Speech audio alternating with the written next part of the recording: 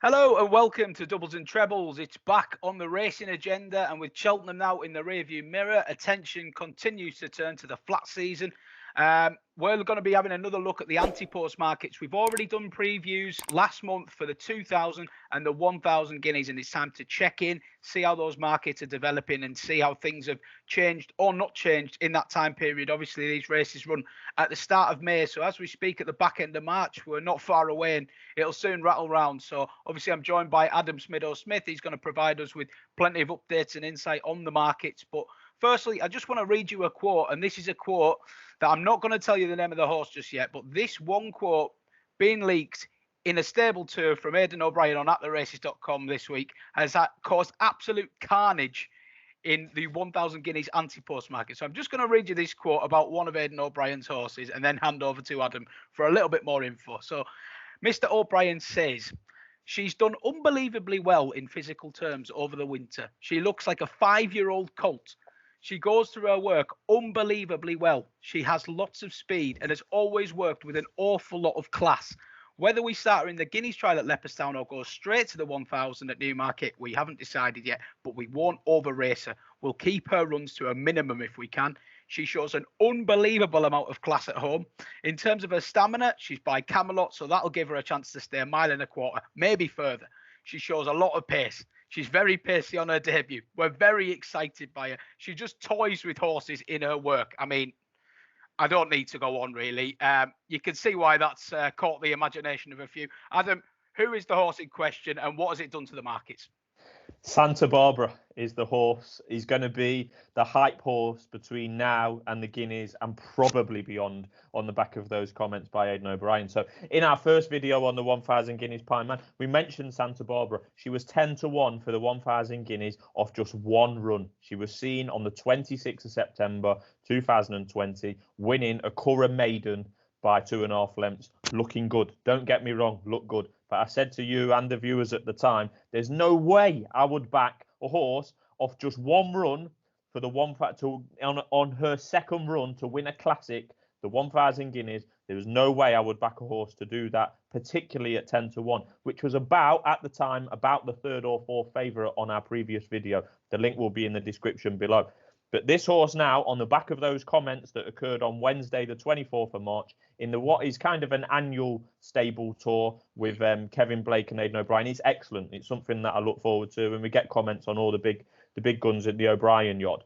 Since those comments, in the hours that followed, Santa Barbara, incredibly, I've been following racing really strongly for 10 years, particularly the Ante-Post markets on the classics like the 1,000 guineas. On the back of those comments, Santa Barbara is now best price 7-2 for the 1,000 guineas. I'm honestly, I'm not. There's no hype. I'm honestly struggling to put into words. I've not seen anything like this really. Like I say, this horse has had one run. We've seen this horse in public for less than 3 minutes, Pineman. Right, and it's now 7-2 favourite for the 1,000 guineas, which is about 5 weeks away. And to still think that on those comments, what O'Brien said, still think that this horse could go, and they've got faith in it, could go straight to the Guineas on a second start. I mean, I've not known a horse to have his or her second start in the 1,000 or 2,000 guineas for many a year. There is an option in Ireland now to have a trial, the Leopardstown 1,000 guineas trial, which may be on the agenda for Santa Barbara. But like I say, to be 10-1 at the time, I poo-pooed that. Now it's 7-2 and short as 11-4. It's absolutely crazy. And, you know, as you've alluded to, Pieman, we've had comments like this from O'Brien before. I mean, fastest ever, something like we've never seen before, best ever. I mean, horses Rip Van Winkle, Caravaggio, etc., Camelot come to mind, some of which have delivered, some of which have not. But this horse, because I tweeted after I saw these comments, and I'm on the hype train of Santa Barbara. Don't get me wrong, this horse could be fantastic this year, and it would be great if she was. But there's absolutely no way I could advise backing her at 3-1 for a classic on a second start. Could be a brilliant horse. Could be the horse of the season, similar to a horse called Love last year. It'll be interesting to find out, but my money won't be on her.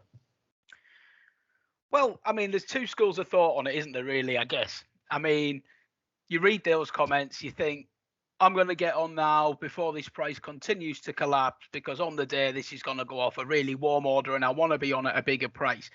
Then there's the more logical school of thought, which, as you've just said, is we've seen this horse in public for 3 minutes, and yet people are willing, clambering to get on at ridiculously short prices. Now, you could say, well, if this horse wazzes up, you're going to look like idiots. Well, paint me an idiot, because I would much sooner be looking at something that I'd had a little bit more evidence of, or had a little bit more juice in the price, or just generally more appeal than. I mean, there's so much that can go wrong in the lead up to this race. We're still 5 or 6 weeks away from this race, and it's getting into the territory of Cheltenham bankers, where people are backing things 6-7 months in advice at a tiny price, with the chance of an injury or a wrong preparation, or just so much that can still go wrong at this stage. It seems insane to me. I would much rather focus on, I guess one thing we should say is, when you have a short favourite come into the market, it boosts the price of all the other runners. So you were very keen on Pretty Gorgeous in our initial video. Is that still the case? Yeah, but that is absolutely still the case, Pine Man. The only problem that I have with Ante Post markets, and we're getting a little bit technical, when something shorts like Santa Barbara, in Ante Post markets, they get away with not pushing anything else out, so the percentages are in their favour. If this was a day of race market, within, on the morning of the race, and one was really shortening, then the others would get longer, yes. But these comments and this hype around Santa Barbara can continue for all I care, because I'm on Pretty Gorgeous at 7-1, 10 and 8. It's currently 7.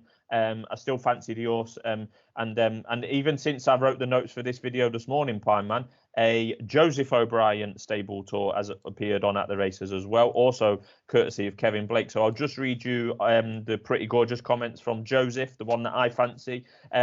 He said, "We are really pleased with her. She came through the winter really well and looks fantastic. We haven't decided yet whether we will run her in a Guineas trial or go straight to the Guineas. We saw last year that she handles soft ground well, but I think she'll prove quite versatile on that front." So that's a positive for myself, Pine Man. The experience she got at Newmarket in the Fillies Mile can do her no harm, with a view to going back there for the 1,000. I could see her getting 1.25 miles in due course for sure. So there's certainly no negatives in there for me, Pine Man. And like I say, I'm on Pretty Gorgeous. One statement I will make. If Santa Barbara goes straight to the 1,000 guineas at Newmarket, which she well could, and it just be her second start, she will go off bigger than 3-1 that she is now on the day. There's no way. You'd have to be off your rocker to be back in Santa Barbara at 3-1 for the guineas now. If she goes for a trial and wins by 10 lengths, then obviously that's a different story. That could well happen. But if she goes straight to Newmarket, she won't be 3-1 on the day. No way. Can't see it.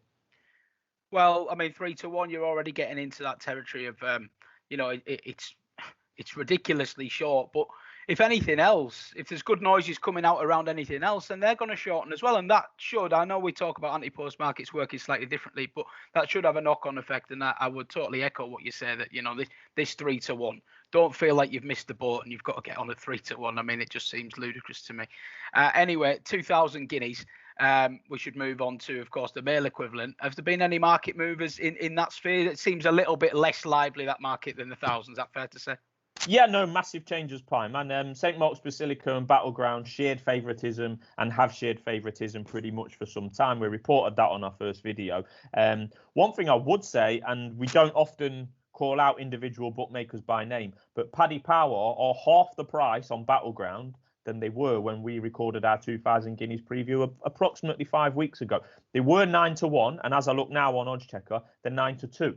So whether Paddy Power knows something we don't about Battleground, yeah, they're by far the shortest. So they're taking a cautious approach to that horse in particular.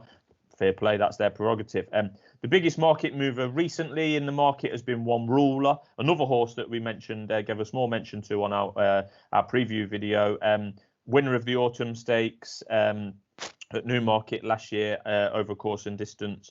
And he's 25, was 25. He's into about 16-1 for the Michael Appleby yard. But other than that, no massive changes at this stage, Pimer. No, well, yeah, I mean, I'm sure that'll change as the weeks progress, because we are getting closer to race day now. But yeah, pretty solid. And very interesting what you say there about Battleground being shortened at one particular bookmaker. I never really know what to read into that. It could literally just be that they've already run up a bit of liability on the horse and they don't want to take any further at this stage until things become a little bit more clear, or there could be a little bit more to it. And I'm sure that things could emerge as the weeks go on. But worth mentioning while we're on the 2000, you did put one up at an absolutely monstrous price, and it has ran since on the all-weather. Magallan, how did that fare? Well, Magallan won't be winning the 2000 Guineas. Let's put it that way. He might run in it, but he won't be winning, unfortunately for us. But yeah, shortly after we published our first video on the 2000 Guineas, he was entered in a listed race at Lingfield, which I was quite happy for. Over 7 furlongs. Looked quite well. Finished agonisingly close. I backed him on the day at about 3-1. He finished second, doing all his best work late. As soon as he got the gas, he did fairly shoot home. But yeah, he didn't win. So if you want to have ambitions of winning a 2000 Guineas, you need to be mopping up races on the all-weather at Lingfield. So he's unlikely to be winning the 2000 Guineas. He might turn up. There's been no change in his prices, 66-1, for a good reason. But it's certainly one that I'll be keeping an eye on. But at this stage, it looks like my £2 at 130 on the exchange is wasted on Magallan at this stage.